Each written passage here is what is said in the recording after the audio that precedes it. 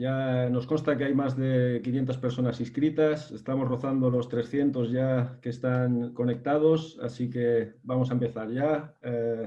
Bueno, pues para no demorar mucho la formación, ¿no? Porque como saben ustedes, la previsión es estar 1 hora y tampoco lo podemos alargar mucho más, ¿no? La gente que se vaya incorporando, pues nada, siempre se puede mandar luego la presentación a los que se incorporen tarde. Así que, sin más, empezamos, ¿no? Nada, me vuelvo a presentar. Mi nombre es Blas Alonso. Yo formo parte del Departamento Técnico de Prescripción del Grupo Puma. Darles la bienvenida a todos. Esta jornada, como saben, es referente a la colocación y rejuntado de cerámica de gran formato. Yo voy a actuar como moderador en esta jornada. Mi compañera María Teresa Ruiz va a impartir la formación. Y, bueno, ¿quién mejor que ella, ya que es la Product Manager de la línea de cerámica, la responsable de adhesivos, y lo que va a hacer es explicarnos cómo realizar correctamente revestimientos cerámicos por adherencia. En especial nos centraremos en lo que es la colocación de piezas de gran formato, por la complejidad que ello conlleva. Y nada, repetirles que en la parte inferior de sus pantallas tienen una barra de menú. Una de las opciones es preguntas y respuestas. Pueden ustedes ir formulando todas aquellas dudas que les surjan durante la ponencia en esa opción y yo las iré recopilando. Al final se abrirá un turno de preguntas y yo mismo le formularé a María Teresa en su nombre todas aquellas dudas que surjan. Indicarles también que cualquier documentación técnica que se presente en esta jornada y que sea de su interés, incluida la propia presentación, pues si nos lo hacen saber a través del email de mi compañera María Teresa, se la haremos llegar a la mayor brevedad posible. ¿Vale? Nada, voy a hacerles una pequeña presentación de la empresa, por si alguno de los presentes no nos conoce. Decirles que Grupo Puma es una empresa nacional, líder en el sector de la construcción del ámbito nacional a día de hoy. Está formada por diferentes centros de producción, 29 en concreto, 20 de ellos en el ámbito nacional y otros 9 en otros países, y tenemos una amplia gama de productos, un portfolio bastante amplio que con las soluciones que tenemos, con los productos que se fabrican, tenemos prácticamente solución para cualquier actuación que haya que realizar en una obra. Como ven aquí, desde adhesivos, morteros para revestimiento o cualquier otra actuación que haya que hacer. Nada, si pasamos a la siguiente diapositiva, pues decirles que por qué surge esta iniciativa. Pues bueno, evidentemente por la situación tan excepcional del estado de alarma que estamos viviendo, ¿no? Yo quería aprovechar este punto para transmitirles desde Grupo Puma, todo el equipo, transmitirles nuestro más sincero apoyo y ánimo para superarlo, porque bueno, pues es una situación complicada, pero que nos estamos viendo envuelta en estas circunstancias y, por supuesto, pues no nos queda otra que adaptarnos y lo dicho, pues ánimo y fuerza para superar esta situación, ¿no? En la siguiente diapositiva pueden ver ustedes la red de contactos el mío mismo y el de todos mis compañeros de las diferentes zonas. En la columna de la izquierda ven la zona que cubrimos cada uno de nosotros y a pesar de que debido a la situación actual no podemos atenderles presencialmente, por supuesto estamos a su disposición para cualquier consulta, ¿no? No duden en contactar con nosotros para lo que necesiten y les atenderemos con mucho gusto. Al final de la presentación dejaremos esta misma diapositiva puesta para que aquellos contactos que sean de su interés los puedan anotar e insisto en que pueden dirigirse a nosotros siempre que lo necesiten, ¿no? Y bueno, ya por último, quería mostrarles los próximos seminarios que ya están organizados y que están a su disposición en la página web, ¿no? A través de la web pueden consultar un pequeño resumen de cada una de las jornadas, ven aquí las fechas y las temáticas de cada una de ellas. Y en el apartado, les decía, de noticias y eventos de nuestra web, pueden ver un pequeño resumen de qué se trata cada una de las jornadas. Ahí tienen el enlace a la web, que también bueno, se les puede hacer llegar la presentación si lo desean y directamente pinchando sobre él llegarán a la página, al apartado. Y sin más, pues gracias por participar en esta formación. Le cedo la palabra a mi compañera María Teresa y comenzamos. Muchas gracias y nada, espero que lo disfruten.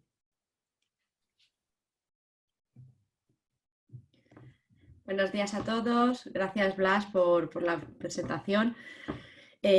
Como Blas ya ha dicho, pues gracias a todos por estar aquí, por acompañarnos estos días tan difíciles y complicados para todos.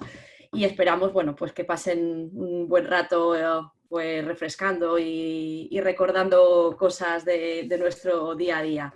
La jornada de hoy será de colocación y rejuntado de cerámica de gran formato. Y este será un poco el índice de lo que vamos a hablar. Primero que nada, ver una evolución de la cerámica, una breve evolución de tendencias de la cerámica. Hablaremos un poco sobre la normativa de colocación de cerámica, la 138.002, reglas generales para la ejecución de revestimientos con baldosas cerámicas por adherencia. Luego explicaremos en qué consta un sistema cerámico, los materiales de los que se basa, cómo hacer esa colocación del sistema cerámico y finalmente entraremos en el bloque de patologías, ¿vale? Las causas más habituales por las que suele fallar el sistema cerámico.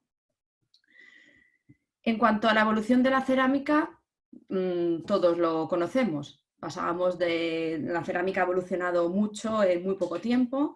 Pasamos de cerámica de formato pequeño y absorción alta, el típico azulejo de pasta roja 2020, a cerámica cada vez más grande y además con menos absorción. Los fabricantes de cerámica han mejorado la cerámica a costa de reducirle la absorción de agua, lo cual también nos dificulta el método de colocación. Antiguamente, pues, la cerámica se colocaba básicamente con arena y cemento, con masa, porque con que la cerámica tuviera absorción alta era suficiente, ¿vale? La masa que se amasaba con agua arrastraba el cemento a través de los poros de la cerámica y de manera que el cemento fraguaba dentro de esos poros. Al fraguar dentro de esos poros lo que hacía es que la anclaba de manera mecánica. Hoy en día este método de anclaje mecánico no se puede aplicar porque no hay poros generalmente en la mayoría de las cerámicas, con lo cual tenemos que añadir aditivos a los adhesivos para que haya un anclaje químico. Por supuesto, esto va acompañado en una evolución de las técnicas de la colocación y de los adhesivos. Como os decía antes, se colocaba con masa, aunque esta técnica por puntos nunca ha sido adecuada ni recomendada, por desgracia era muy habitual, directamente a soportes y tratamientos de soporte. Luego se aplicó ya un adhesivo en capa fina, con su llana dentada, utilizando ya ciertas herramientas especiales como ventosas. Y cuando llega el gran formato, hablando ya de formatos muy grandes, pues las técnicas, por supuesto, evolucionan. La cerámica, como os decía, no solo nos baja la absorción de agua en su reverso, sino que aumenta el tamaño de baldosa, haciéndolo muy gran formato, ¿no? Placas y láminas de hasta 3 metros por 1 metro fácil, pero no solo los fabricantes de cerámica le aumentan el formato, sino que para que esa cerámica sea fácilmente manipulable, reducen su espesor. Esto complica mucho la colocación, porque lo que tenemos que garantizar cuando hacemos un sistema cerámico es, por supuesto, adherencia, pero también transmisión de cargas y absorción de esfuerzos, es decir, que todo el sistema cerámico actúe en su totalidad y transmita bien los esfuerzos al soporte de manera que no parta y que no se despegue. Con esto, la instalación se convierte en un reto, con cerámicas tan grandes y tan delgadas. Todo esto hace que en el año 2017 salga una normativa, que es la UNE 138.002, ¿vale? Esta normativa es la primera norma española para instalar baldosas cerámicas. Es una norma UNE. ¿Qué significa una norma UNE? Pues significa que es una norma española, es decir, no es una norma de transposición europea, porque tendría que ser una UNE-EN, sino que es una norma española. Una norma española de momento es una norma de recomendaciones y no una norma de obligado cumplimiento, ¿vale? No es una norma de obligado cumplimiento salvo que aparezca en proyecto, es decir, salvo que el prescriptor la incluya en el proyecto, es decir, que en el pliego de condiciones venga que la cerámica se ha de colocar según la UNE 138.002 y en ese momento sí sería obligado cumplimiento. Aún así, es una norma muy útil. Es una norma útil tanto para el aplicador como para el prescriptor, como para los fabricantes, tanto de adhesivos como de cerámica, porque la verdad es que sus reglas y sus pautas son bastante adecuadas y bastante útiles en el sistema cerámico. Lo que pretende esta norma es, por supuesto, pues unificar criterios de diseño y ejecución, proporcionar a los profesionales ayuda y conocimiento técnico para realizar el trabajo con éxito, garantizar calidad y durabilidad y, por supuesto, prestaciones técnicas y estéticas del sistema cerámico. Y en cuanto a su campo de aplicación, está dirigida única y exclusivamente al revestimiento cerámico instalado por adherencia directa, mediante materiales de agarre. Es decir, que quedan excluidos lo que serían fachadas ventiladas y suelos técnicos, por ejemplo. No me extiendo más en la norma porque todo lo que viene a continuación, desde la definición de los materiales del sistema cerámico como los métodos de colocación y elección de los sistemas cerámicos, están basados con las recomendaciones de esta propia normativa, ¿vale? Entonces, no hablamos más de la propia normativa, pero sí va implícita en todo lo que digamos a posteriori. ¿Qué serían los materiales de un sistema cerámico? Bueno, pues lo primero que nada, la baldosa cerámica. Esta, por ejemplo, es un ejemplo de baldosa cerámica, de lámina cerámica, del formato extra grande, ¿vale? Lámina cerámica de fácilmente 3 metros por 1 metro. Puede ser cualquier tipo de baldosa cerámica, pero como hoy vamos a hablar de gran formato, pues vamos a enfocarlo según este tipo de cerámica. Este tipo de cerámica, como veis, pues necesita unos transportadores especiales para su manipulación, se debe transportar siempre pues, entre 2 operarios y las herramientas pues, son unas herramientas especiales, nada complejas de utilizar, pero sí definidas específicamente para este tipo de baldosa, por las dimensiones. Bueno, luego tendríamos el material de agarre, ¿vale? Que sería el adhesivo con el que se pegaría esta baldosa cerámica, un material de rejuntado para sellar lo que serían las juntas de colocación, es decir, las juntas entre las baldosas cerámicas, y luego un material de sellado de juntas de movimiento. Ahora hablaremos de del dimensionamiento también de las juntas más adelante. En cuanto a la baldosa cerámica, bueno, la baldosa cerámica está regulada según la normativa UNEEN 14.411 y como ven se dividen en 2 tipos de baldosa cerámica según el tipo de moldeo, extruidas o prensadas, y luego también se dividen según la absorción de agua. Generalmente la mayoría de baldosas cerámicas que hoy en día se encuentran en el mercado, o la mayor, digamos, tendencia es que se encuentre en el grupo 1A, de muy baja absorción. Sería donde se encontrarían cualquier tipo de porcelánico, por ejemplo. Y, por supuesto, las baldosas cerámicas de gran formato y las láminas cerámicas. En cuanto al material de agarre, bueno, pues en cuanto al material de agarre, la norma en concreto contempla 2 tipos de material de agarre, mortero tradicional y el adhesivo industrial predosificado.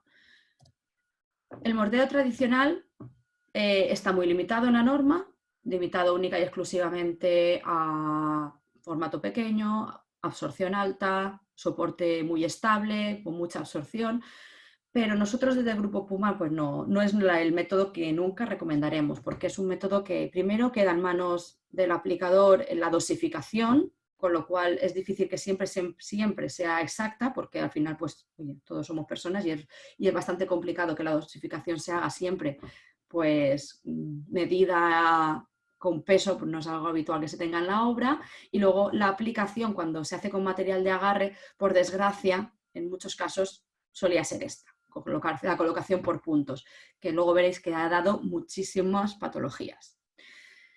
Ya os digo que solo se contempla en la norma esta aplicación en casos de formato muy pequeño, como es el que veis aquí, absorción muy alta, como esta que veis aquí, y soporte también de absorción muy alta y muy estable. Es decir, en la mayoría de los casos nunca se podrá aplicar con este método de aplicación. ¿Qué es lo habitual que se aplique hoy en día? Pues que se aplique con un adhesivo industrial predosificado, que tenga sus prestaciones siempre controladas, siempre definidas y nos dé una garantía de calidad y de resultado final. Estos adhesivos predosificados deben estar siempre regulados según la UNEEN 12.004, ¿vale? Que ahora luego os contaré un poco en qué consiste esta norma. En cuanto a estos adhesivos, voy a definir primero que nada una serie de características para que luego podamos entender por qué unos métodos de colocación u otros y por qué prevenir o no unas patologías u otras con estos conceptos. Vamos a ver características de aplicación, ¿vale? Tiempo de conservación, de reposo, vida útil y características finales, es decir, adherencia y deformación transversal. En cuanto a características de aplicación de los adhesivos, bueno, el primero es el tiempo de conservación. Esto es simplemente la caducidad.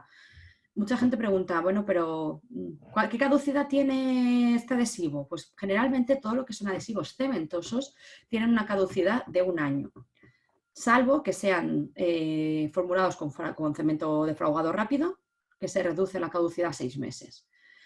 ¿Por qué caducan los adhesivos cementosos en este caso? Pues generalmente caducan porque el cemento, sabéis que es un componente hidráulico, es decir, reacciona con el agua. Se entiende que al cabo de 1 año puede haber cogido humedad ese saco y entonces empezar a reaccionar el cemento con esa humedad y empezar a fraguar. Si una vez empieza a fraguar, añadimos agua, rompemos el inicio de fraguado, con lo cual las prestaciones que se alcancen finales nunca serán las esperadas. De ahí que se diga que los adhesivos tienen una caducidad de 1 año. Esto puede ser más o puede ser menos también en función de cómo esté conservado. Si está conservado en malas condiciones, sin estar protegido de la intemperie ni al abrigo de la humedad, puede que esa caducidad se reduzca, porque puede que haya absorbido agua antes. Mientras que también puede ocurrir pues, que pueda estar perfectamente válido si tiene unos meses más y ha estado bien protegido. El tiempo de reposo o maduración es el tiempo que el adhesivo puede estar en el capazo es el tiempo que debe estar en el capazo el adhesivo antes de aplicarlo en el soporte, tanto en revestimiento como en suelos. ¿Por qué? Porque los adhesivos cada vez más están formulados con más aditivos. Es conveniente que esos aditivos reaccionen en el todo de la masa y no mientras se está extendiendo, ¿vale? Es un tiempo hablamos de 2-5 minutos máximo, no es mucho, simplemente un tiempo de reposo antes de aplicar. En la vida útil es el tiempo que el adhesivo puede estar aplicado en el capazo y seguir siendo válido para aplicar. Esta varía desde 1 hora hasta 4 horas en función del adhesivo y en función también por supuesto, de la climatología, de las condiciones ambientales. Es decir, el tiempo que la masa sigue estando fresca y apta para aplicar. Nunca se debe reamasar ni añadir agua a una masa que ya ha empezado a hacer un inicio de fraguado, por lo que decíamos antes, si ya se ha iniciado el fraguado y lo cortamos con más agua, las prestaciones finales que se alcancen nunca serán las deseadas. Y luego hay un concepto muy importante que es el tiempo abierto. El tiempo abierto es el tiempo que el adhesivo es capaz de estar extendido en soporte y seguir siendo válido para pegar, ¿vale? Es muy fácil de comprobar, simplemente como veis en la imagen. Se toca y si el adhesivo mancha, el tiempo abierto está correcto, es decir, lo que ponga encima va a tener buena humectación y va a pegar bien, mientras que si hunde el dedo pero no mancha, el tiempo abierto se ha excedido. Aquí la única solución que existe es quitar y volver a poner. Esto quiere decir que también se ha iniciado un fraguado, la capa superficial ya está endurecida, con lo cual el adhesivo no es apto para pegar. Es fácil que esto se ocurra pues, cuando a lo mejor cae una pieza de un paño muy grande y cae una pieza solo en una parte alta o en una zona final. ¿Por qué? Porque cuando se ha ido a colocar esa pieza, el tiempo abierto ya estaba excedido. En la mayoría de adhesivos, en general, como poco el tiempo abierto deben ser 20 minutos, excepto los adhesivos que ahora verán que se marcan con la letra E, que el tiempo abierto tendrá por lo menos 30 minutos. Luego también tenemos otros conceptos como son la capacidad de humectación, que sería esto que ven aquí. Cuanto mayor capacidad de humectación, de manchar la pieza y de formar estas crestas que ven, mejor adherencia tendrá el adhesivo. El deslizamiento, para poder colocar una placa vertical, por ejemplo, necesitamos un adhesivo que no deslice, que no descuelgue, pero al mismo tiempo también necesitamos tener un tiempo de ajuste, es decir, que el aplicador sea capaz de rectificar y de ajustar alguna pieza. Todo esto es muy complicado de fundir en un único producto porque son generalmente prestaciones contradictorias. No quiero que deslice, con lo cual tiene que tener un cierto tiro más rápido, pero al mismo tiempo quiero que me permita ajustar, con lo cual debo dejarle un poco más de tiempo. Es complicado, pero al final se consiguen las formulaciones para obtener todas estas características. Y en cuanto a las características finales, las más importantes, bueno, son adherencia, por supuesto, que se mide en newtons por milímetro cuadrado, es la capacidad que tiene el material de agarre para fijar una pieza a un determinado soporte, ¿vale? Y se mide, como os digo, por fuerza por unidad de superficie, cizalladura o atracción. Y la deformación transversal, ¿vale? La capacidad que tiene de deformarse, ¿vale? Y de deformarse por las tensiones que hay entre baldosa y superficie sin pérdida de adherencia, que es lo más importante. Debe ser flexible y al mismo tiempo garantizar la adherencia entre la pieza y el soporte. Bueno, pues según estos conceptos, ¿qué dice la normativa de los adhesivos? Bueno, pues los adhesivos se rigen según dos normativas, la UNE 12004 y la UNE 12002. La 12004 marca, digamos, las adherencias y las prestaciones de trabajabilidad y la 12002 la deformación transversal. La 12004 nos diría principalmente si el adhesivo es cementoso, de resinas en dispersión o de resinas de reacción, es decir, el tipo de adhesivo, la base química con la que está formulada es adhesivo. El 90% de los adhesivos del mercado son cementosos, por eso la letra C. Si llevaran la letra D sería adhesivos en dispersión y R de resinas de reacción. Luego lo siguen un número, 1 o 2, según si se clasifican como adherencia normal o adherencia mejorada. Después pueden ir acompañados de una serie de letras. F, por ejemplo, significa que el adhesivo es defraguado rápido, que tienen unas adherencias tempranas de 0,5 newtons ya a las 6 horas. Deslizamiento reducido, por ejemplo, llevaría la letra T, serían los adecuados para trabajar, por ejemplo, en paños verticales, para que no descuelgue. Los que llevan la letra E, tiempo abierto ampliado, es decir, que del tiempo abierto habitual de los 20 minutos se garantiza que por lo menos te va a dar 30 minutos, 10 minutos más de lo habitual. Y luego la 12002 te indicaría la deformabilidad transversal, S1 o S2. Se clasificaría como S1 si el adhesivo es deformable, es capaz de deformar hasta 2,5 milímetros sin romper, y S2, muy deformable, si es capaz de deformar hasta 5 milímetros sin romper.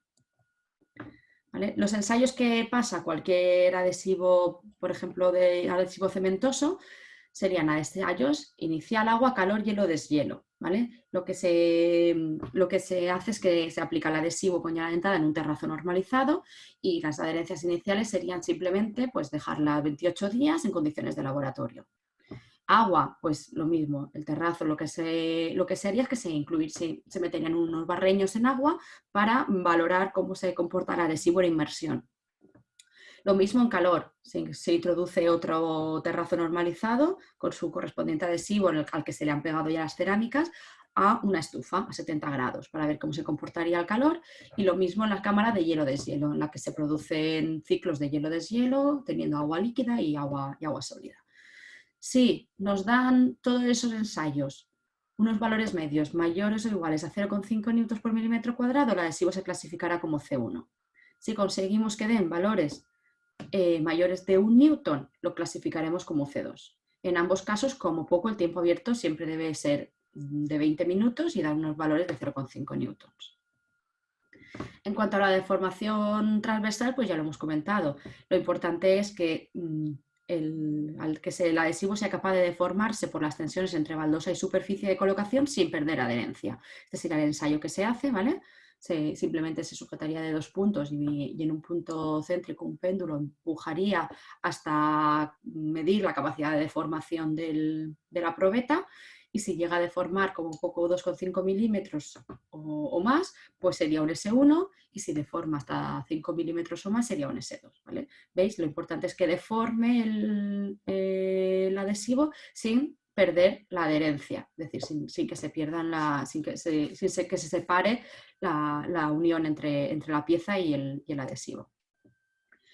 Luego hemos dicho que el sistema cerámico constaba de la cerámica, ¿vale? La baldosa cerámica, el adhesivo y el material de rejuntado. Bueno, pues el material de rejuntado es pues, lo que necesitamos para colocar para sellar la unión entre las propias baldosas, ¿vale? La norma que le aplica es la 13.888, ¿vale? Y también la 12.002, la deformación transversal. Ahora os explicaré. Lo mismo que pasa con los adhesivos, los materiales de rejuntado se clasifican en CG, si son cementosos, routing cementoso, o RG, ¿vale? Resinas, routing de resinas. ¿Qué ensayos pasa las juntas? Bueno, las juntas pasan muchísimos más ensayos que cualquier adhesivo, porque las juntas deben de quedar vistas, mientras que el adhesivo la única función que tiene es adherir y transmitir esfuerzos, ¿vale? Por lo tanto, las juntas pasan ensayos a flexión, ensayos a compresión, ensayos a absorción de agua. Es muy importante que las juntas deben ser lo que decimos que serían de absorción de agua reducida, o bueno, en el mercado común se conoce como impermeables, que no estancas, pero impermeables quiere decir que pueden estar en contacto con el agua, incluso en inmersión, deben de poder aplicarse, por ejemplo, en una piscina o en una zona de baños. También pasa resistencia a la abrasión, porque obviamente pues son las que quedan vistas y tienen que tener resistencia al desgaste. Por supuesto, retracción. No puede aplicar una junta y que se separe de los lados de la baldosa, ¿vale? El volumen, digamos, que ocupa la masa en fresco debe ser la que ocupe el sólido.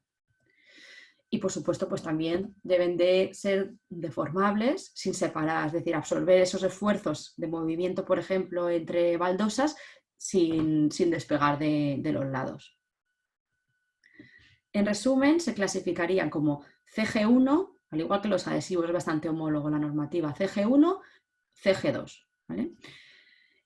Las juntas CG2 muchas veces llevan acompañadas las letras ARW, ¿vale? Porque generalmente cuando es un CG2 siempre tiene alta resistencia a la abrasión y alta impermeabilidad.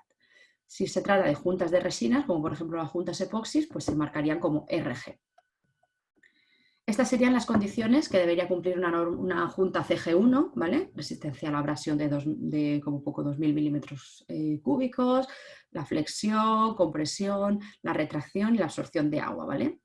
Si os fijáis, la CG1 debe cumplir esos valores, mientras que la CG2 debe cumplir los mismos, pero la abrasión debe de ser el doble, o sea, debe de resistir el doble a la abrasión, debe de tener menos volumen requerido en cuanto al ensayo de abrasión, y por supuesto la absorción de agua también se reduce. Cuando en un CG1 la absorción de agua a los 30 minutos debía de absorber como mucho 5 gramos, pues en un CG2 la absorción de agua requerida es mucho menor, es 2 gramos. Y lo mismo, a los 240 minutos en lugar de 10 gramos, pues estamos hablando de que debe ser 5 gramos, con lo cual que una junta CG2 es más resistente a la abrasión y más impermeable, ¿vale? Con menos absorción de agua. Generalmente casi todas las juntas del mercado, casi todas las juntas cementosas del mercado son CG2 ARW, ¿vale? La junta es un producto en el que no se escatima en prestaciones, puesto que es un producto que queda visto, es un producto que al final la gente valora. Y sí que es cierto que los volúmenes que se manejan pues no son los volúmenes de los adhesivos. Estas serían las características, las especificaciones de una junta RG, ¿vale? De resinas. Si os dais cuenta, la abrasión, cuando en el mejor de los casos aquí era de una resistencia a la abrasión de 1000 milímetros cúbicos, en una junta epoxis 4 veces mejor, ¿vale? La resistencia a la abrasión es bastante superior. Y lo mismo en flexión y en compresión, se multiplica de manera importante. La retracción más o menos es la misma y la absorción de agua, fijaos que a los 240 minutos estábamos hablando de 5 gramos, en el mejor de los casos una cementosa, pues una epoxi tiene una absorción de agua de 0,1 gramo en 240 minutos.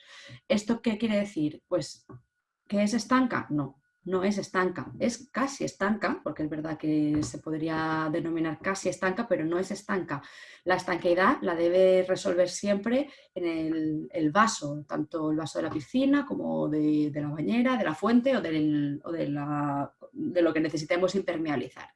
¿Vale? Nunca podemos confiar la impermeabilización del sistema a la junta. Sí puede ayudar, ¿vale? Pero nunca garantizar su estanqueidad solo por la junta.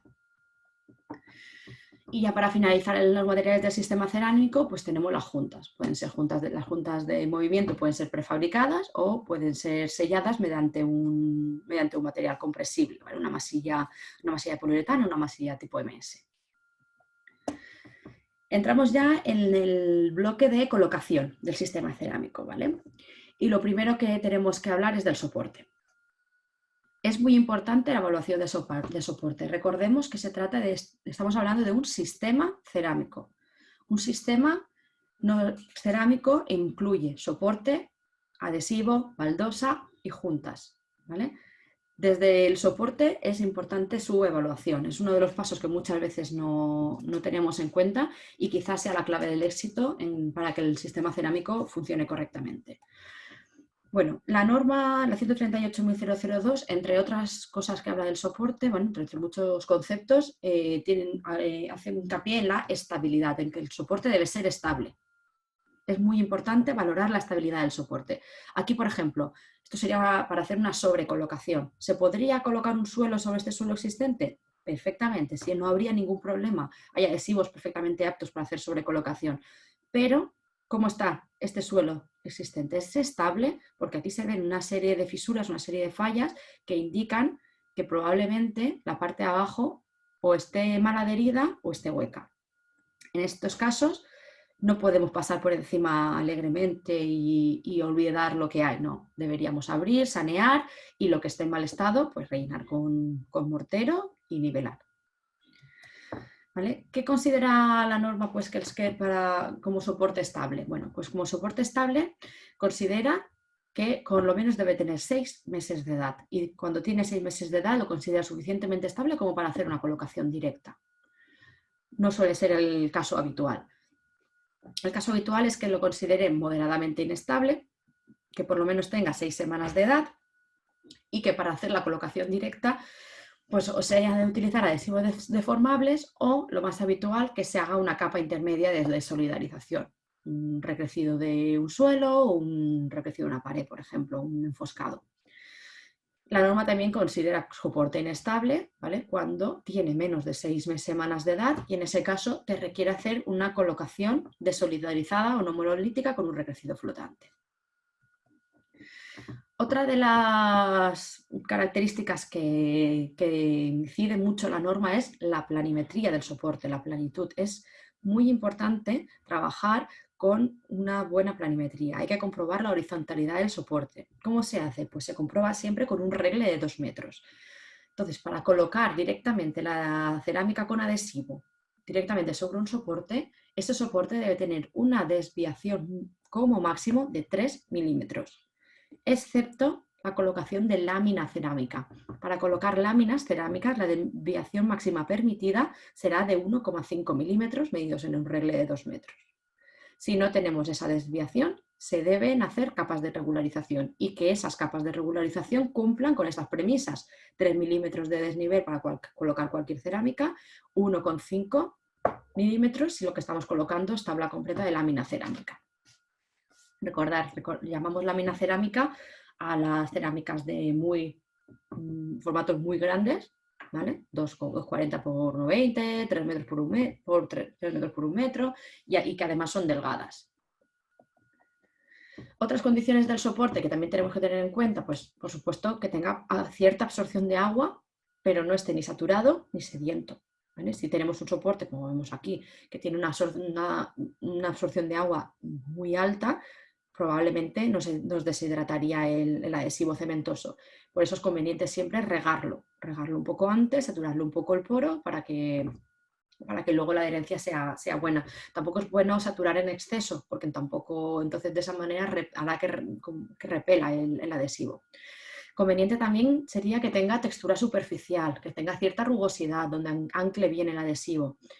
Por supuesto que tenga una cierta cohesión superficial, que esté libre de polvo, de partículas, que no se desgrane superficialmente. Para eso se comprueba fácilmente pues rayando el soporte. Que tenga compatibilidad física y química con el adhesivo. Por ejemplo, tener en cuenta los soportes de yeso, soportes de anhidrita, no son compatibles con los adhesivos cementosos convencionales, salvo que sean adhesivos específicos para soportes de yeso o anhidrita, ¿vale? Cuando entra en contacto el cemento con el yeso, forma un compuesto, se llama tringita, que es un gel, que la tringita lo que hace es que empuja la cerámica y la desprende. Y luego, pues también la humedad residual. Se considera una humedad residual apta, pues un 3% para recrecidos cementosos en un suelo, por ejemplo, y un 0,5% para recrecidos por anhidrita.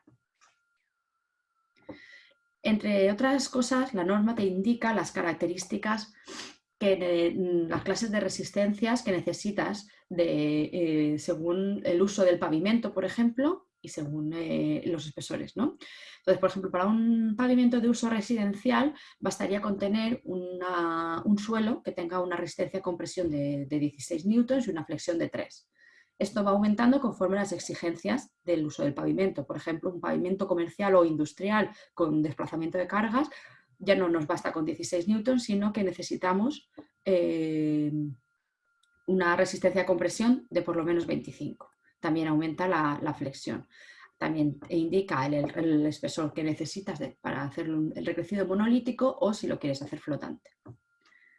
¿Esto qué quiere decir? Que para conseguir estas resistencias y para conseguir esta planimetría y estabilidad de la que habla la norma, se hace casi imprescindible que previa a una colocación de un sistema cerámico pues se utilicen pastas autonivelantes o morteros de recrecido autonivelante con prestaciones controladas y con una planimetría asegurada. Lo mismo en los revestimientos, ¿vale? Hemos hablado de los suelos en horizontal, pues lo mismo en revestimientos. La norma en los revestimientos, según si son interiores o exteriores, también te indica su resistencia a compresión, si es un CS2 o un CS3, el espesor mínimo a aplicar, ¿vale? Y en exteriores añade un poco más lo que serían las resistencias a compresiones, serían un poco superiores, ya hablaremos de CS3 o CS4, resistencias pues entre 3,5 y 7,5 más o menos, y además te indica que debe ser W1 o W2, es decir, impermeable. También indica que los morteros de regularización en paredes pues deben de garantizar elevada resistencia mecánica, buena adherencia al soporte, sin fisuras y sin grietas. Hasta ahora es muy habitual que previa a la colocación de una fachada, por ejemplo, o de un revestimiento interior, ¿no?, se haga un enfoscado con arena y cemento, un enfoscado con masa hecha en obra. Sí que es cierto que esa masa hecha en obra puede conseguir elevada resistencia mecánica si es rica en cemento, podríamos conseguir la adhesión al soporte, pero es muy raro que se obtenga una masa sin fisuras y sin grietas, porque una masa hecha en obra no lleva los aditivos necesarios para controlar la retracción propia del cemento. De ahí que necesitemos morteros, generalmente también morteros de revestimiento predosificados, para garantizar que se cumplen estas cuatro premisas. Bueno, pues una vez ya tenemos el soporte, pasamos a la elección de la baldosa cerámica. Lo primero que tenemos que valorar en la baldosa cerámica, primero las exigencias mecánicas, si necesito o no necesito resistencia al deslizamiento, depende de dónde la vaya a colocar, en una zona pues, donde vaya a haber tránsito peatonal, tránsito ligero, concurrencia, zona húmeda. Si necesito tener resistencia helada porque va a ir en una cubierta o en una terraza o es un interior. Si necesito también que tenga resistencia química, por ejemplo, pues tengo que hacer algún tipo de zona quirúrgica o de una empresa industrial con ciertos ácidos o ciertos productos químicos y, por supuesto, también las características dimensionales. Una vez ya elegimos la baldosa cerámica, yo no voy a entrar aquí porque no es nuestro campo, entramos a la elección del material de agarre. La elección del material de agarre, como muchos ya sabéis, parece sencilla, pero no lo es, porque los factores que determinan qué adhesivo debo colocar en qué situación, pues dependen del soporte, depende de la cerámica que voy a colocar, de su absorción, de su tamaño, de dónde la voy a colocar, suelo, pared, interior, exterior. Al final son muchos los factores que influyen con qué adhesivo debo elegir para su colocación. Bueno, pues una de las cosas que yo creo más útiles que tiene esta norma es que tiene una serie de tablas en las que te indican la selección del material de agarre según su ubicación, soporte, uso y tamaño máximo de lado de la pieza. Por ejemplo, esta sería la tabla para pavimentos interiores residenciales y de pública concurrencia peatonal. Un caso muy habitual sería pues, colocar una cerámica de 30-60, ¿vale? No muy grande, para un suelo cementoso con calefacción radiante. Bueno, pues un 30-60, el lado mayor sería 60, la absorción, como es un porcelánico, pues sería una absorción menor de 3, recrecido cementoso con calefacción radiante, perfecto, la norma me dice que tengo que elegir un adhesivo C2S1.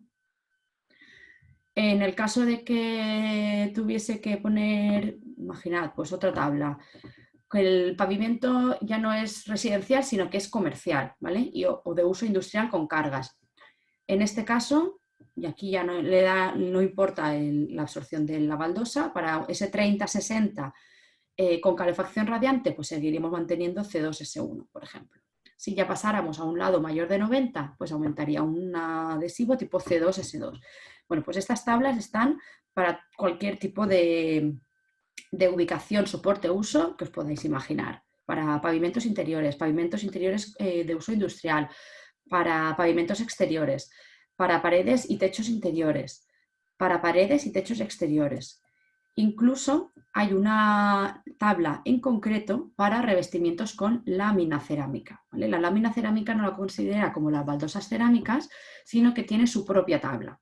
Y esta tabla te divide la lámina cerámica si lleva fibra o no lleva fibra. Las láminas cerámicas, la mayoría de fabricantes, al hacerlas delgadas para mejorar pues, su manipulación y que no sea tan frágil, una lámina de 4 milímetros, 3-4 milímetros, son láminas muy delgadas, pueden ser muy frágiles y partir muy fácilmente, las refuerzan con fibra. Esa fibra la embeben en una resina, generalmente una resina epoxi. Bueno, pues esa resina epoxi cuando endurece, digamos que cristaliza y es como un cristal, con lo cual su absorción es todavía menor que la de la propia lámina porcelánica. Por ello, con fibra siempre las condiciones van a ser un poco más exigentes. ¿Veis que sin fibra te permitiría un C2, pues con fibra ya te pediría un C2S1. Aún así, aquí dice que cuando las láminas tengan fibras en su reverso, ¿no? que debes verificar la compatibilidad de los materiales con el fabricante. Nosotros, Grupo Puma, tenemos ensayadas las principales láminas del mercado, con fibra y sin fibra, y tenemos unas tablas específicas de adhesivos específicos para la pieza en concreto que estemos estudiando, ya que cada fabricante pues, usa una malla, usa una resina y puede que haya cierta diferencia entre uno y otro y siempre es conveniente ensayarlo. Aunque la norma te dé una serie de ideas de por dónde van a ir los adhesivos recomendables, por ejemplo, para una lámina con fibra en fachada, independientemente del tamaño de pieza que estemos trabajando, siempre va a ser necesario un adhesivo tipo R2, ¿vale? Un adhesivo ya no cementoso, sino un adhesivo, pues en este caso epoxi poliuretano, porque además habla de que es un R2 deformable. Debe llevar la carga poliuretánica para que sea deformable. Independientemente de que la norma te dé estas indicaciones y estas pautas, es conveniente que los fabricantes entre ellos pues, ensayen sus propios productos para verificar esa compatibilidad. La misma tabla en la norma también está en cuanto a los materiales de rejuntado. Como veis, pues aquí tampoco es más sencilla, ¿vale? Porque siempre al final cualquier CG2WA, que son las más habituales en el mercado, sería compatible en el mayor de los casos, pavimentos y revestimientos exteriores, por ejemplo, interiores, excepto cuando requieran estanqueidad al agua-vapor, que como os he dicho debería ser una epoxi, porque es bastante menos, tiene bastante menos absorción de agua. En inmersión, piscinas, podría ser cualquiera de los dos, cementosa o epoxi, siempre y cuando se tenga un tratamiento químico de agua clorada. Si tenemos un tratamiento químico de electrólisis salina o agua de mar, única y exclusivamente debemos aplicar la junta con material epoxi. ¿Por qué? Porque las juntas cementosas se deterioran con la electrólisis salina. ¿Vale? La electrólisis salina, el cloruro sódico de la sal, el cloruro atacaría la matriz del cemento y acabaría comiéndosela y desapareciendo. Entonces, hoy en día cada vez se aplican más piscinas con tratamientos de electrólisis salina, tened en cuenta que la junta a aplicar debe ser epoxi. ¿Vale? Bueno, nosotros desde el Grupo Puma lo que hemos hecho ha sido personificar estas tablas conforme a nuestros adhesivos, ¿vale? Las mismas tablas, con las mismas premisas, simplemente lo que indicamos es qué adhesivo de nuestro portfolio de productos sería adecuado para cada situación. Si estáis interesados en obtener este documento, por ejemplo, pues no, solo tenéis que mandar un email al email que os ha llegado y os lo haremos llegar, así como si necesitarais la presentación o cualquier otro documento al respecto. Como me ha dicho antes mi compañero Blas, aprovecho para recordar que cualquier duda, pregunta, respuesta, por favor, en la barra que hay abajo, en el apartado de preguntas y respuestas, ¿vale? No en el chat, porque si no puede ser un poco lío. Y entramos ya en la parte de la colocación. Ya hemos elegido qué producto de cerámica voy a poner, qué producto de adhesivo tengo que poner. Pues vamos a ver ahora cómo lo tengo que poner.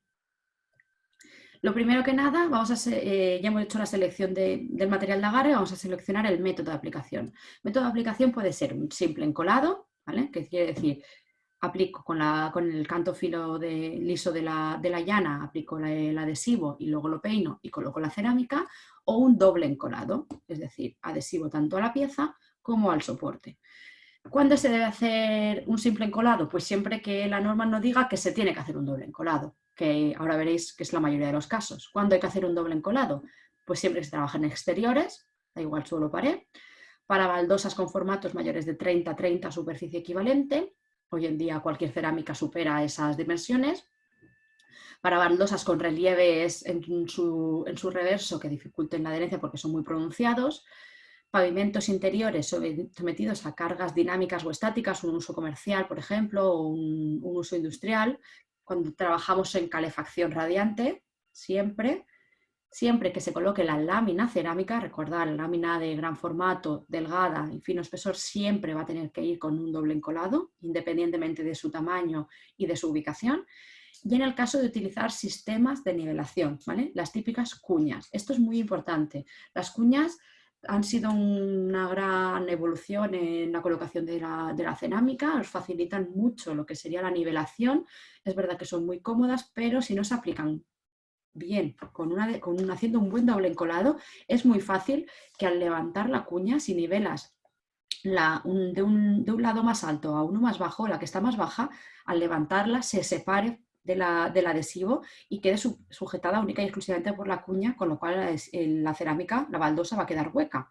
Esto con un doble encolado garantiza que tiene la suficiente cantidad de adhesivo como para que esto no ocurra, ¿vale? Entonces siempre que se trabaje con cuñas, aplicado un doble encolado.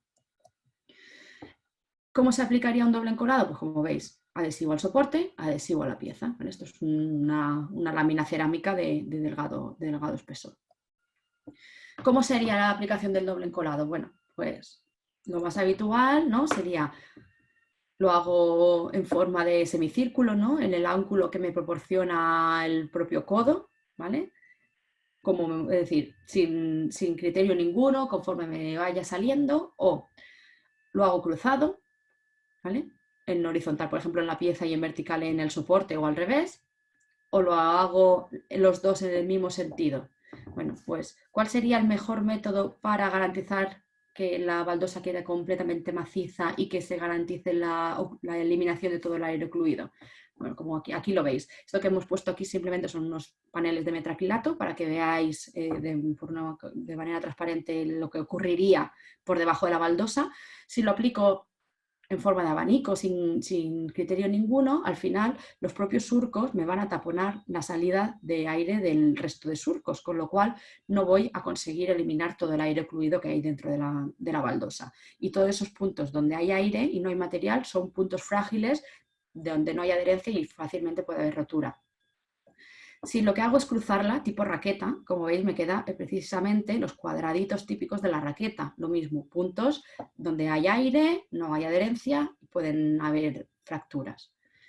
En cambio, si lo aplico siempre, en los dos casos en la misma dirección y además siempre en dirección al lado más corto de la pieza, lógicamente es más fácil evacuar el aire de aquí hacia aquí que de aquí hacia aquí, en el lado más largo. ¿Vale? Entonces siempre en el lado más corto de la pieza. Como veis queda la pieza completamente maciza y 100% adherida. Esto garantiza transmisión de esfuerzos, transmisión de cargas y que si cae cualquier cosa que nos pueda caer a un suelo, por ejemplo, o cualquier cuadro que tengamos que colgar, el sistema va a quedar completamente macizo y bien adherido.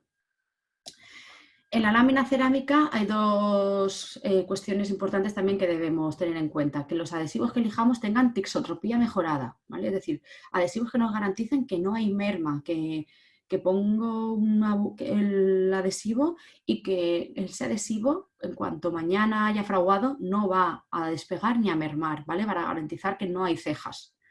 Que tengan un comportamiento muy plástico y sobre todo que tengan adhesivos que tengan la letra E, tiempo abierto ampliado. ¿Habéis visto las dimensiones de una lámina cerámica? Estamos hablando de que estamos colocando pues, fácilmente de golpe pues, 3-4 metros cuadrados. Es importante que los adhesivos tengan el tiempo abierto ampliado para que dé suficientemente tiempo como para que el adhesivo no me cree velo entre que lo aplico al revestimiento y a la pieza. Las juntas, las tan odiadas juntas. Somos conscientes de que estéticamente las juntas, no sé, nos gustan, aunque creo que buscándoles una buena disposición y una buena combinación pueden ser muy bonitas, pero las juntas son importantes.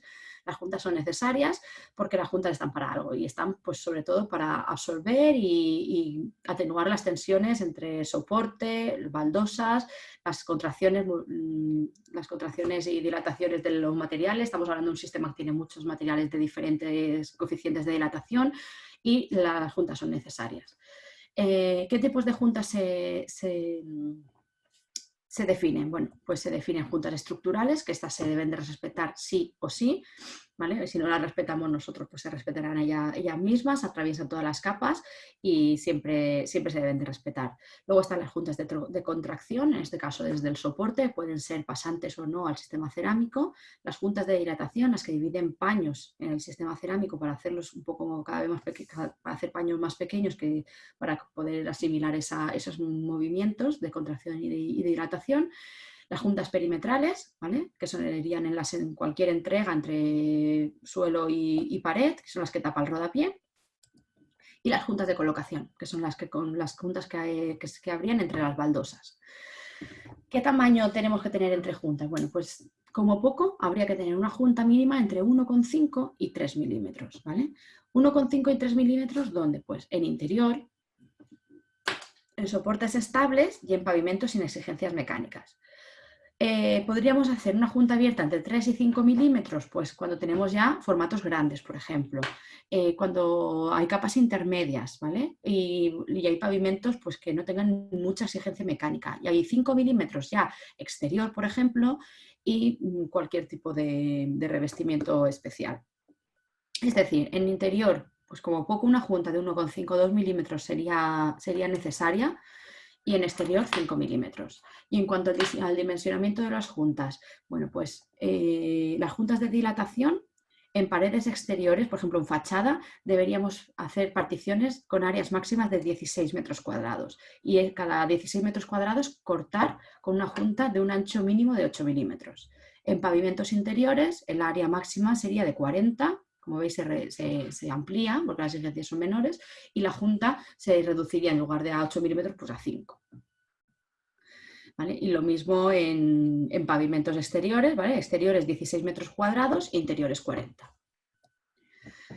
También la aplicación de los materiales de rejuntado ha sufrido una evolución. Antiguamente se aplicaban caldosos, ¿vale? Por eso básicamente casi que era cemento mezclado con mucha agua que se extendía y se colaba entre las juntas. Parecía una leche, de hecho de ahí que en muchas zonas de España se conozca también como lechada en lugar de material de rejuntado o junteo.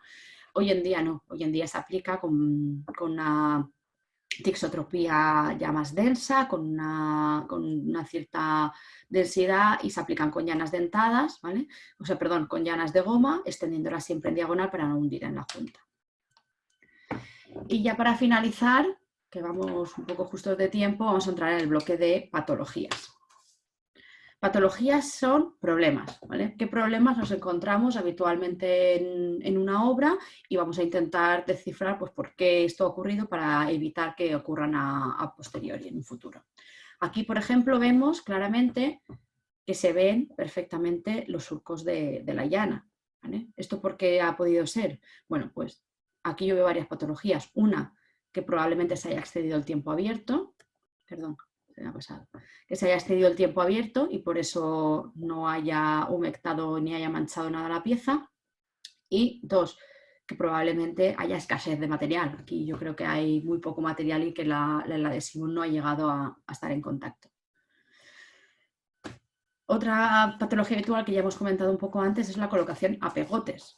si colocamos en capa gruesa, deberíamos colocar siempre en 100%, untar 100% de la pieza.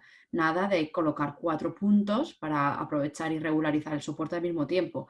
O regularizo el soporte y aplico en capa fina, que es la mejor de las aplicaciones, la que da más garantía. Esta, por ejemplo, es un ejemplo de una falsa colocación, de un mal doble encolado, es un doble encolado a pegotes. Si os dais cuenta, veis la pieza, además esto es pizarra.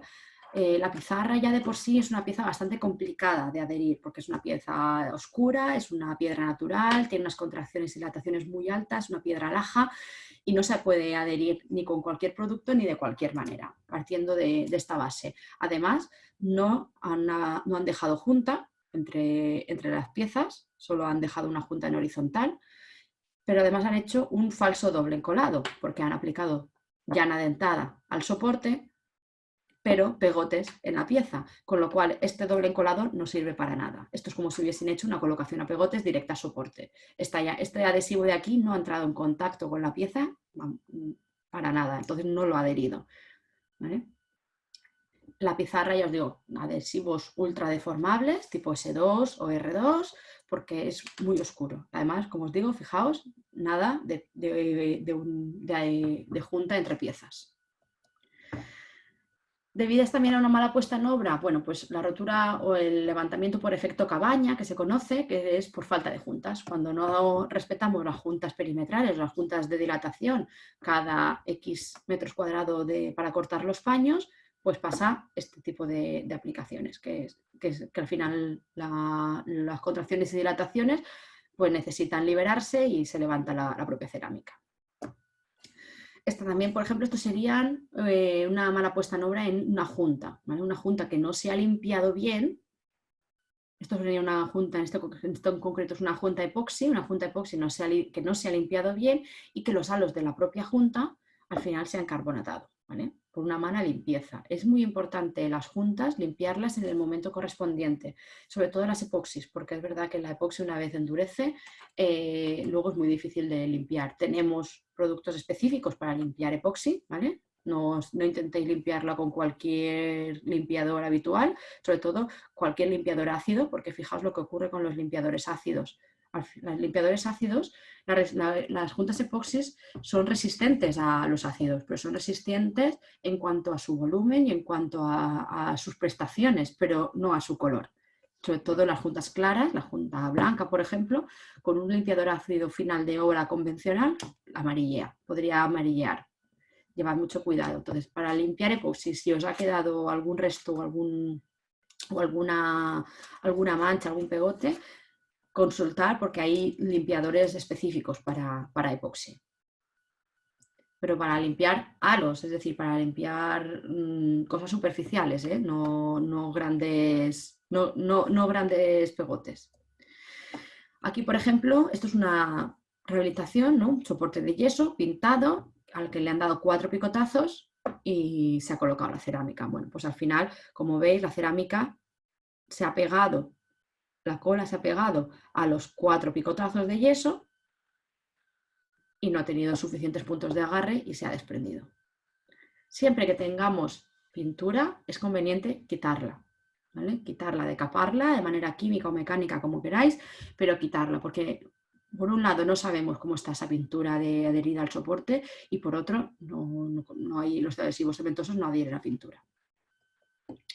Aquí, por ejemplo, esto sería una lámina cerámica en el que, por ejemplo, se ha fisurado por consecuencia de un impacto, ¿veis? Generalmente siempre se fisuran los lados, las esquinas. ¿Por qué? Porque es donde menos, generalmente, donde se haya podido escatimar en el propio adhesivo y no haya suficiente adhesivo como para transmitir las cargas, ¿vale? Aquí pues algo habrá caído y fácil se ha fisurado la cerámica, que además es una cerámica delgada. Si no tiene el adhesivo que transmitir esa carga, pues es fácil que rompa. También ocurre muchas veces esta patología, ¿vale? En las carbonataciones, las deflorescencias o incluso la gente llama las fachadas que lloran, ¿no? ¿Esto por qué ocurre? Pues porque los adhesivos o la junta con las que se han resuelto el sistema cerámico, al entrar en contacto con la humedad, esto, bueno, pues generalmente la patología proviene porque entra agua de alguna manera al sistema cerámico, con lo cual lo primero que hay que hacer es ver por dónde entra agua. En este caso en concreto, el agua entraba por aquí, por este encuentro. La cerámica sobresalía aproximadamente 1 centímetro, el propio centímetro de la cerámica, respecto al del paño continuo, y no se había sellado este punto. De hecho, el resto de la fachada, que estaba protegida por balcón, estaba perfectamente bien. Al entrar el agua por detrás del sistema cerámico, ese agua lo que hacía es que sacaba todas las sales que pudieran haber, tanto del mortero de enfoscado como del adhesivo como de la propia junta. Y al final esas sales, al salir al exterior, entran en contacto con el CO2 de la atmósfera y se carbonatan. Y los carbonatos son blancos, entonces se notan mucho. Esta es la misma patología, ¿vale? Aquí es debido a un mal diseño del sistema cerámico. Lo primero que hay que hacer aquí es hacerle unos buenos vierteaguas, hacerle unas piedras de coronación o alguna especie de protección, de manera que cuando llueva el agua no discurra como si esto fuera una fuente.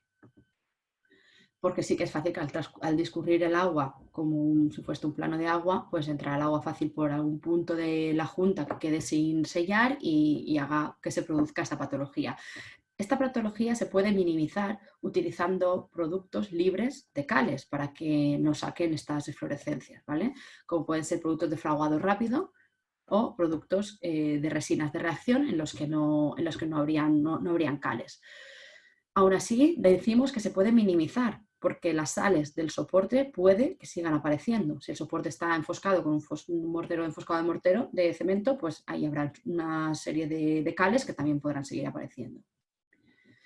Luego, por ejemplo, otra de las patologías habituales es aplicar sobre yeso productos no compatibles con el yeso, ¿vale?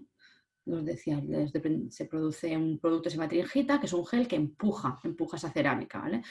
Ojo, en este caso veis que se coloca tabiquería de gran formato. Mucho cuidado con la tabiquería de gran formato. La tabiquería de gran formato se levanta con material que es base yeso escayola, no con masa de cemento. Por lo tanto, necesita, para aplicar directamente la cerámica a la tabiquería de gran formato, necesita adhesivos que sean compatibles con yeso y además que admitan unos espesores de regularización más o menos pues en torno a 1,5 centímetros aproximadamente para poder no hacer ningún enlucido. Además aprovecha, ya veis, la propia masa para tapar las rozas, con lo cual es importante que el adhesivo sea compatible con yeso. Aquí, por ejemplo, ¿qué hemos visto? Pues que se ha desprendido otra vez pizarra porque está aplicada y además veis los típicos chorretones, ¿no? En este caso de hierro. Estas son las típicas cajas de registro que son de hierro, queremos darle continuidad al paño con la cerámica. Bueno, pues para aplicar sobre hierro hay que utilizar adhesivos tipo R2, no adhesivos cementosos y menos a pegotes. Por eso al final si no se desprenderá. Los soportes de hierro tienen muchas deformaciones, contracción y dilatación y necesita adhesivos con una alta deformabilidad y una adherencia excepcional. El tema de la malla que ya hemos comentado antes. Muchas veces piezas de mármol o las propias láminas cerámicas van reforzadas con malla en su reverso. Por favor, comprobad la compatibilidad de estas piezas con los adhesivos a utilizar. Comprobarlo con el propio fabricante para ver si lo tiene ensayado o no lo tiene ensayado. Y que os recomiende qué adhesivos se utilizan en estos casos, ¿vale? Porque ya no estamos pegando ni mármol ni porcelánico, sino estamos pegando una malla con resina. Y tener cuidado, en algunas ocasiones ocurre que los mármoles o las piezas veteadas se refuerzan con malla para evitar que partan por la propia veta. Pues a veces, dependiendo de la calidad de la malla y de la resina con la que se haya embebido esa malla, a veces puede hasta despegarse. Si veis que se despega como de esta manera, es preferible despegarla que pegar el adhesivo a esta malla, puesto que al final probablemente la pieza se vaya a despegar de la malla. Y nada, por mi parte esto es todo. Espero que os haya parecido interesante. Si os parece, doy paso a Blas para que abramos el turno de preguntas.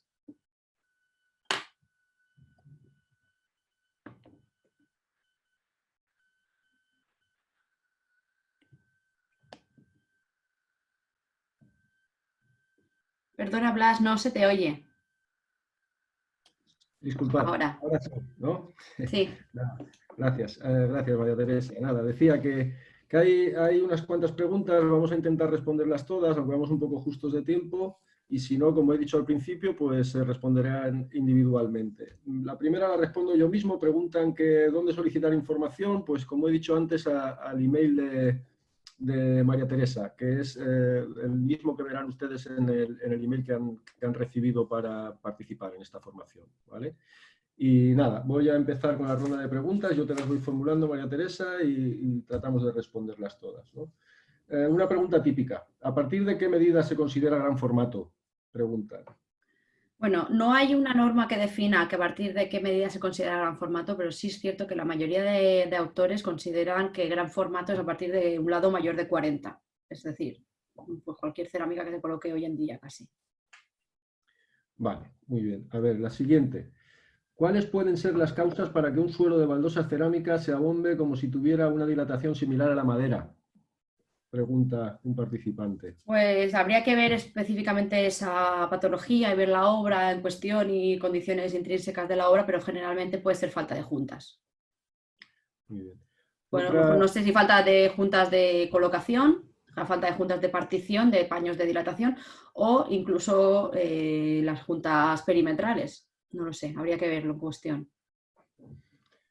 de acuerdo. Otra pregunta. Nos preguntan, ¿un mortero de rejuntado epoxi blanco se puede colorear, se puede tintar y darle otro color? No sería conveniente hacer tintes y colores en obra, ¿vale? Porque nunca garantizas, primera, la compatibilidad química del pigmento con el producto que se está coloreando y segunda, la homogeneidad, porque nunca se puede garantizar una adición en obra sea siempre estable y homogénea. Nosotros no lo recomendamos. Es preferible que elija de la gama de colores de junta epoxi que hay si algunos es compatible con el sistema cerámico que vaya a aplicar. Muy bien. Otra pregunta que nos formulan es, ¿sería aceptable colocar un suelo sobre otro antiguo, aunque tenga baldosas partidas y se realiza una nivelación y se tapan las juntas antiguas? Buena pregunta.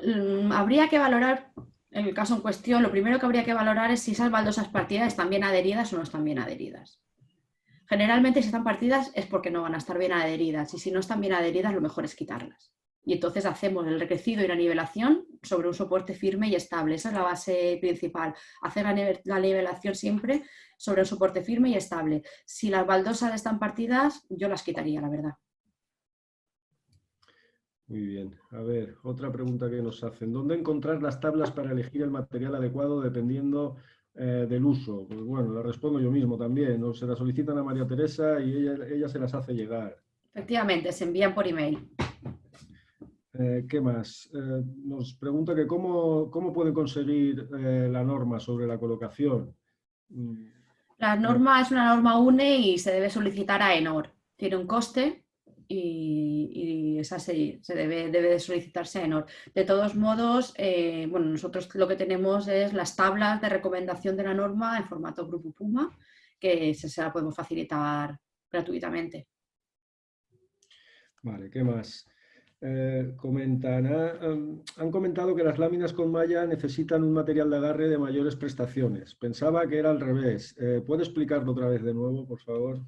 Cuando una lámina, por ejemplo, en su reverso lleva una malla, la malla generalmente va embutida en una matriz de resina, generalmente epoxi o poliuretano, generalmente epoxi, la verdad.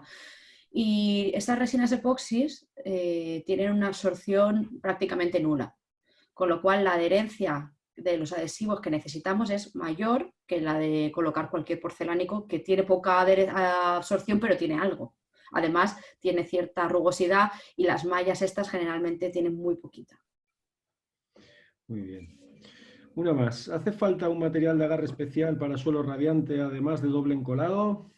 Nos preguntan. Pues eso me refiero a las tablas. En las tablas indica según, porque el suelo radiante, dependiendo del uso que vaya a tener, si es un uso industrial o comercial o es un uso particular, y el tamaño de la pieza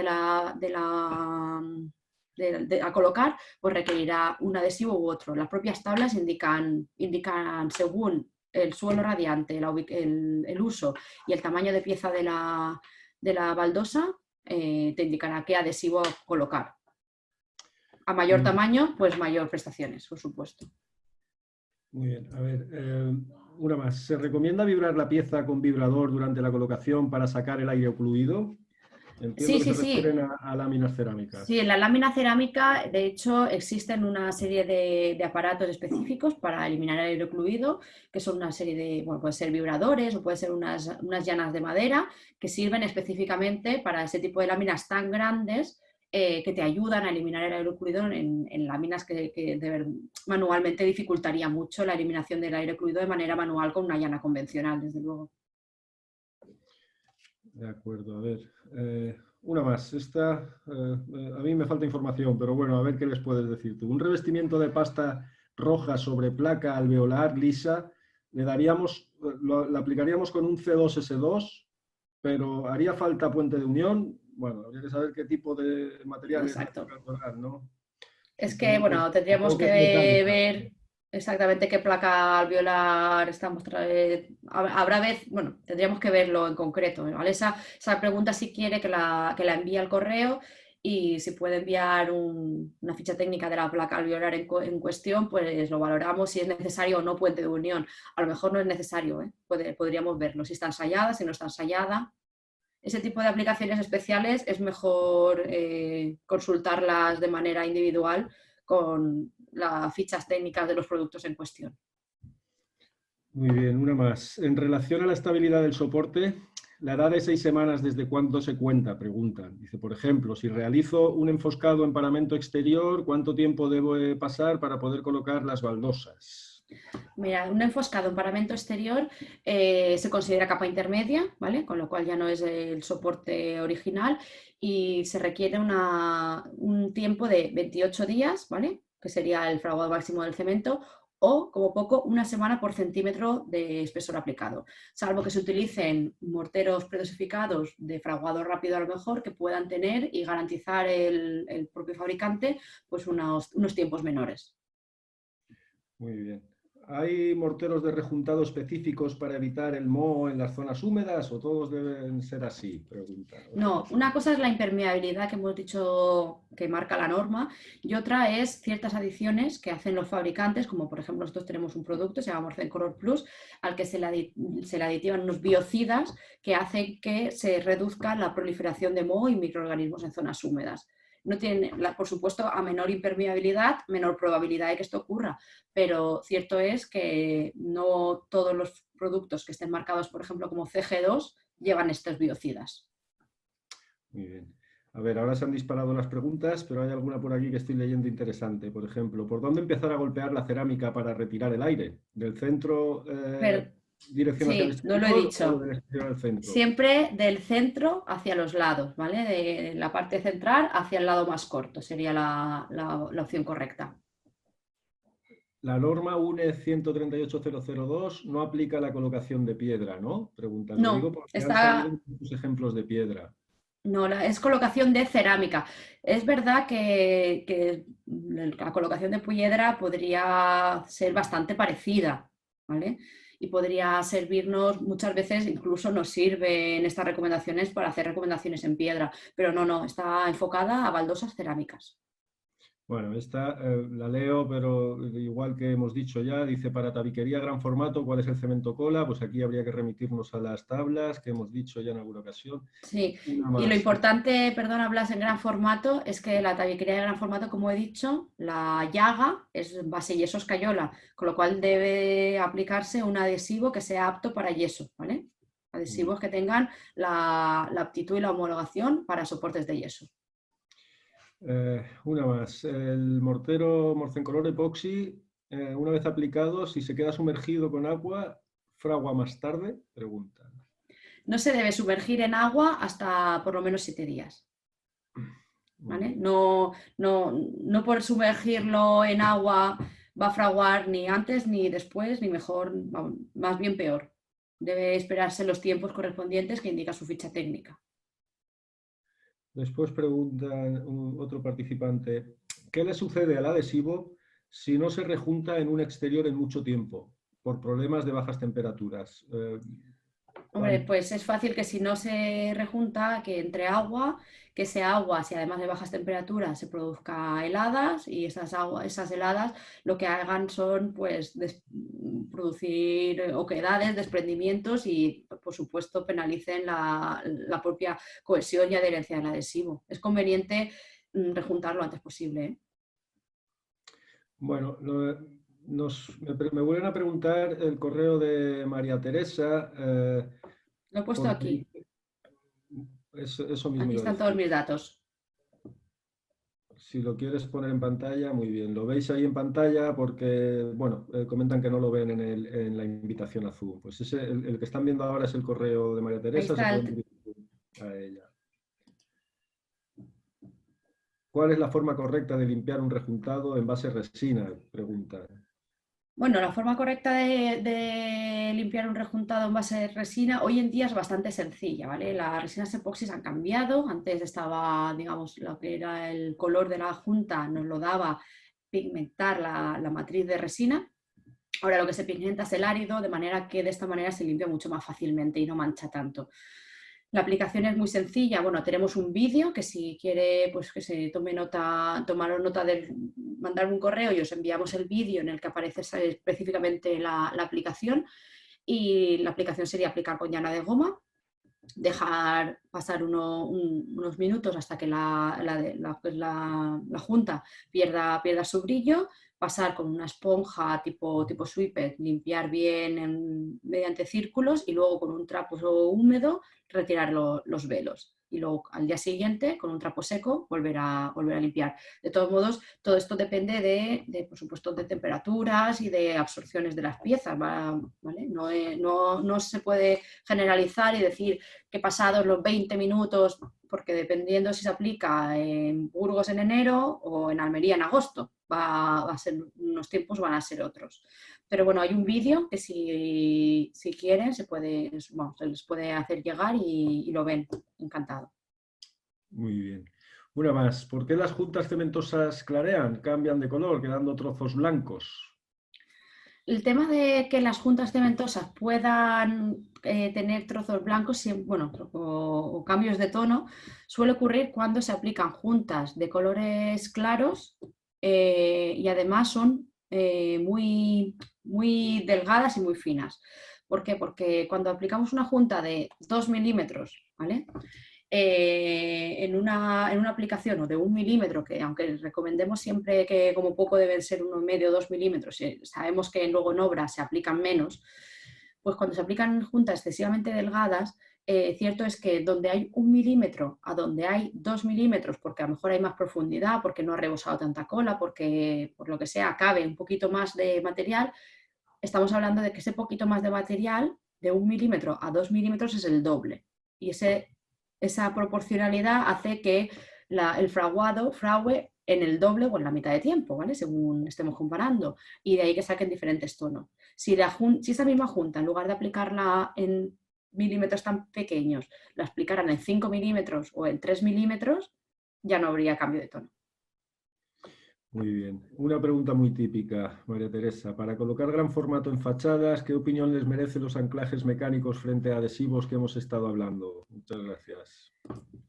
Bueno, no, la pregunta yo creo que no sería los anclajes frente a adhesivos. Normalmente cuando hay que colocar gran formato en fachada sería aplicar anclaje y adhesivo, ¿vale? Serían medidas complementarias.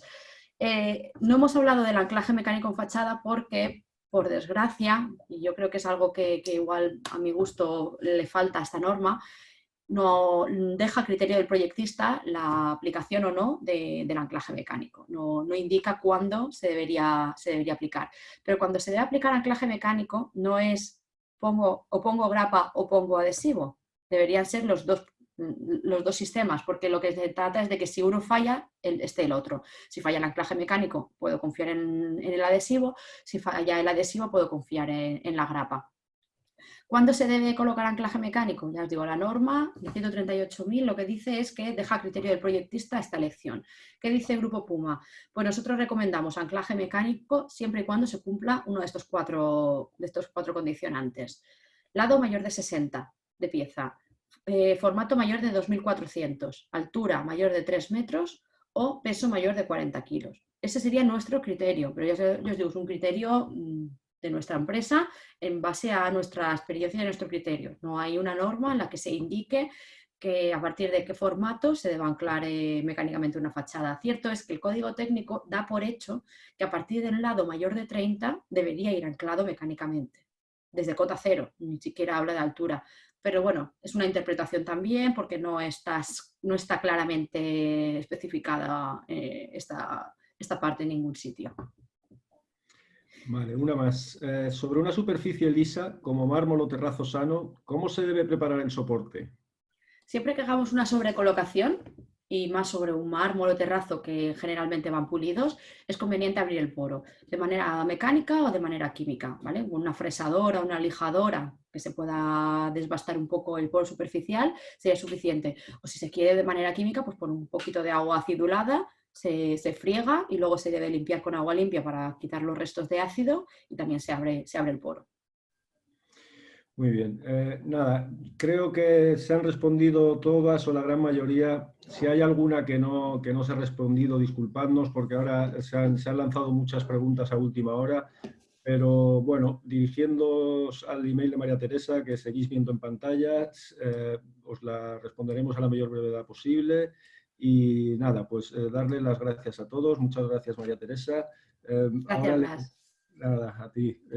Y nada, comentarles que ahora les surgirá, les saldrá una pequeña encuesta de 5 o 6 preguntas que les agradeceríamos que contesten y animarles a que participen en las siguientes seminarios que están en marcha. E insisto, cualquier pregunta que no se haya respondido, pues diríjanse a nosotros y nosotros les atendemos con mucho gusto. Muchas gracias y hasta la próxima. Gracias a todos, un saludo.